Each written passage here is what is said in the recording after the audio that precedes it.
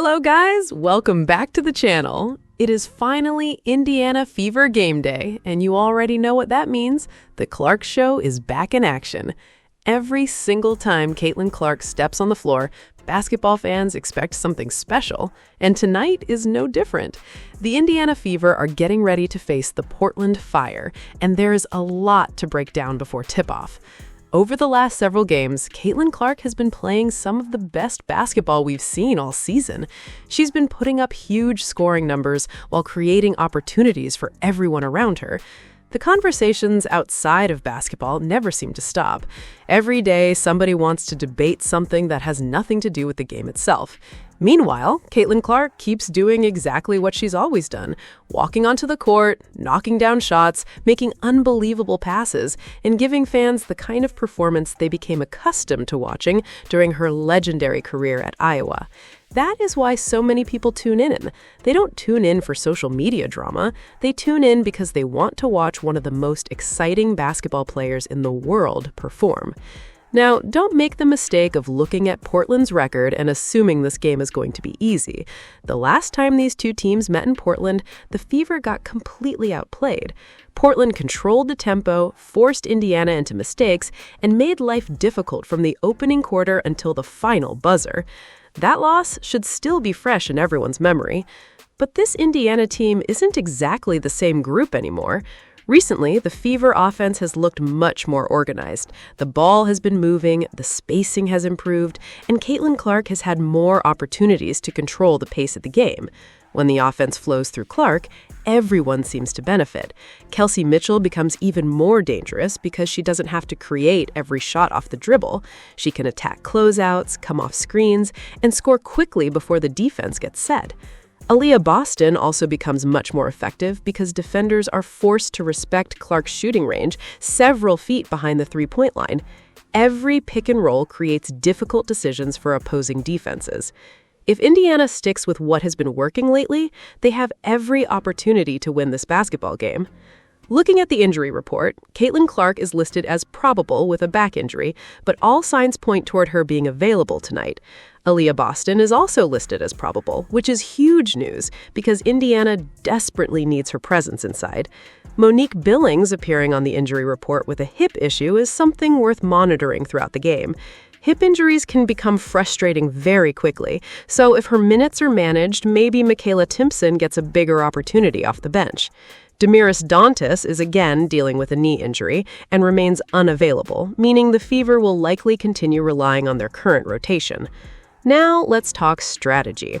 If I'm Indiana, I'm opening this game with a steady diet of Caitlin Clark and Aliyah Boston pick and rolls. Run it over and over until Portland proves they can stop it. Why? Because every defense faces the same problem. If you trap Caitlin Clark, she immediately finds the open player. If you switch, Clark has the ability to attack mismatches. If you play drop coverage, she can pull up from deep before defenders even react. That forces the defense into impossible choices, and that's exactly where Indiana wants to be. The pick and roll also creates easy opportunities for Boston rolling toward the basket, while shooters like Kelsey Mitchell are waiting on the perimeter, ready to punish defensive rotations. Execution is everything. Another major key tonight is staying composed with the officiating. Road games are never easy. Crowd noise influences momentum, and sometimes whistles don't seem to go your way. Whether fans agree with every call or not, Indiana simply cannot allow frustration to become the story of the night. Caitlin Clark has to stay locked in regardless of what happens. The best response to questionable calls is making the next shot, finding the next assist, and continuing to lead the offense. Now let's talk about Portland's biggest strengths. Carla Leite has been outstanding this season. She's aggressive, confident, and constantly attacks downhill. She can score, create for teammates, and pressure opposing defenses from the opening possession. Indiana has to make life difficult for her. That means staying in front of the basketball, avoiding unnecessary fouls, and forcing contested jump shots instead of allowing easy drives into the lane. Bridget Carleton is another player Indiana cannot overlook. She's capable of scoring from outside, attacking the mid-range, and finishing around the basket. If those two guards get comfortable early, Portland's offense becomes much harder to contain. Indiana's perimeter defenders must communicate, rotate quickly, and contest every quality look. The Fever may believe they have the more talented roster, but talent alone never guarantees victory. Effort, discipline, and execution decide games like this. Inside the paint, Aliyah Boston has an opportunity to make a huge impact. She needs to establish position early, finish strong around the rim, and dominate the glass. There have been games where Indiana has left points on the floor by missing opportunities close to the basket. Tonight has to be different. When Boston catches the ball near the rim, Indiana needs those possessions ending with points. Defensively, she also has to protect the paint and clean up rebounds. Against Seattle, the Fever surrendered far too many offensive rebounds, giving extra possessions that kept the opponent alive. That's something they simply cannot repeat tonight. Every defensive stop must end with securing the basketball. No second chances, no easy putbacks, finish the possession. Finally, let's talk about the bench. Every successful team needs role players who are ready when their number is called. Could Sophie Cunningham catch fire from beyond the arc again? Could Makayla Timpson provide energy, rebounding, and defense? Could Ty Harris come in and deliver double-digit scoring while keeping the offense under control? Indiana doesn't necessarily need everyone to have a career night. They just need one or two players to provide that extra spark. Championship-level teams always have someone unexpected step up. So here are my biggest keys to victory. Keep the offense flowing through Caitlin Clark. Attack with the Clark-Boston pick and roll. Let Kelsey Mitchell capitalize on open opportunities. Limit Carla Leite and Bridget Carleton on the perimeter. Control the rebounding battle. Protect the basketball. Get meaningful production from the bench. If Indiana accomplishes those goals, I like their chances of leaving Portland with a huge road victory. That is going to do it for today's game preview.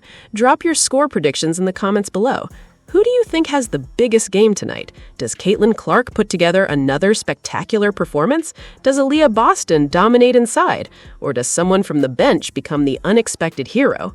If you enjoyed today's breakdown, don't forget to like the video, subscribe to the channel, and turn on notifications so you never miss the next Indiana Fever and Caitlin Clark update.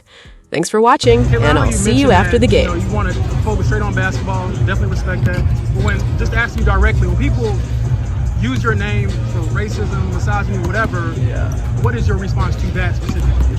Yeah, I think it's disappointing. I think, everybody in our world, deserves the same amount of respect. The women on our league deserve the same amount of respect. So people should not be using my name to push those agendas.